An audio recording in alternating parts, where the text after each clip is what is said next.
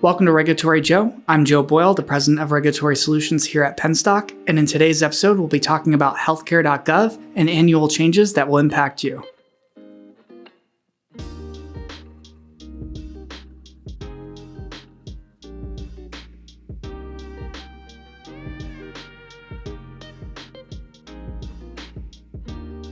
So what is Healthcare.gov? Healthcare.gov, if you don't know by now, is the primary shopping and enrollment space for members enrolling into any qualified health plan or ACA plan in the country. One of the primary changes CMS is enforcing for plan year 2025 is ensuring website consistency across state-based marketplace platforms as well as the federally facilitated marketplace. By enhancing the user experience and simplifying plan selection, it'll be very important for state-based marketplaces to align with direct enrollment and enhanced direct enrollment policies and procedures that have been administered by CMS on the FFM. The primary reason that CMS is enforcing this policy change for plan year 2025 is to ensure both consistency for members enrolling within a Healthcare.gov webpage as well as a state-based marketplace webpage, and to increase the user experience for that member to effectuation of coverage. We encourage all issuers and all carriers across the country, if you haven't already, to register for the RegTap webinar sessions that outline the EDE and DE requirements for state-based marketplaces. It's going to be very important to understand these rules and regulations to,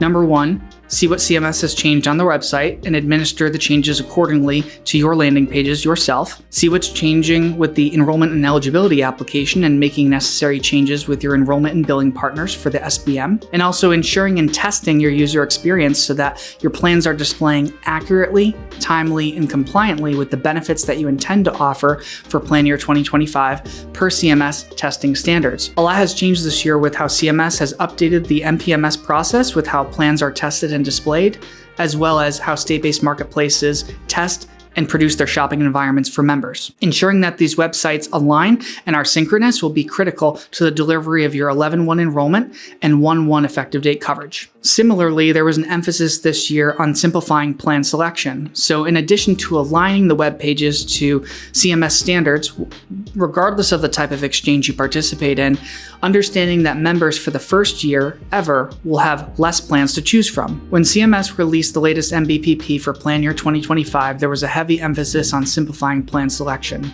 Now, when we talk about updating the user experience of a member shopping on Healthcare.gov or any state-based exchange shopping environment, it's really important to understand what a member sees. Prior to this year, members would be posed with hundreds of plans to choose from. By reducing the number of standard plan options put forth by CMS, members will now see a simplified list of plans to choose from on the federal marketplace. So when logging in and completing their eligibility application, that'll be one of the first things that they see on the webpage on Healthcare.gov. Now, while the filtering options still may be the same, where you can filter by price, by brand, by company, by payer, members will have more of a simplified user experience and also working with navigators to pick the plan that meets their healthcare needs the most. Prior to this year, there have been too many times where members are pushed into plans or picking plans that are not the right fit for their health plan needs, or where they're either paying too much for services that are underutilized or not utilized at all. While making website updates can be seemingly frustrating at times, we do see that this is overall favorable to the member and will streamline policies and procedures internal to a health plan, as well as supporting quick enrollment and reporting on the federal exchange. So when we talk about recommendations on how to make this process smooth for your organization, there's a couple things to consider. At this point in the year, filings are being approved and disposed. You're likely starting the ARBIS process underway for submission and validation. All of that data that you're working on currently prior to open enrollment on November 1st is going to be critical to plan test, to plan validate, and to anonymously shop all of your plans like a member would within both the federally facilitated marketplace environment as well as any state-based marketplace environment that you currently have today. Now, while some people do spot check plans here and there, we do encourage you to do a full testing of every single plan within your portfolio to, number one, make sure your benefits are displaying correctly, whether it's your PCP copays, specialist copays, even some of your additional benefits within your product, whether it's a program or an incentive that you're looking to offer a member. We also encourage you to take a hard look at your rates to make sure your premium rates by county or even zip code are matching the way a member would search. And if you do have time before 11/1, we do encourage you to bake in enough time to test to make sure providers are returning the certain results within the facilities that you're covering, as well as certain prescription drugs are being covered when returned in the prescription drug directory as well. To make the most efficient testing process, we do recommend you wrap a timeline around this by developing a project plan.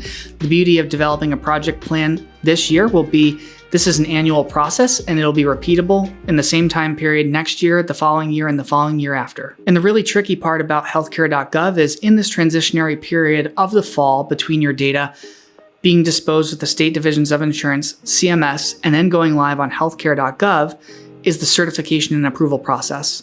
Right now, as we move into the fall, closer to 11/1, while carriers still may be trying to make changes to their plan portfolio, it does have to go through the rigorous DCR, also known as data change request process. So while carriers still may want to make last-minute changes through the DCR process up until 11/1, we encourage issuers not to make changes unless absolutely necessary, unless it is a compliance change or a compliance risk to your product portfolio shelf for January 1 effective date. We also recommend that if you do have time in advance of 11/1, once your shopping experience testing has concluded, that you do check all of your non-marketplace websites to ensure that any product data live out there, whether it's internal to your own company landing pages or other partners or TPAs that you work with, are displaying your product and plan data correctly. While the focus of these changes put forth by CMS are with Healthcare.gov, issuers must not forget where all of their other data does display outside of Healthcare.gov. As we look to simplify healthcare for the members that we serve across the country, we do agree that these changes by CMS will be favorable to the user experience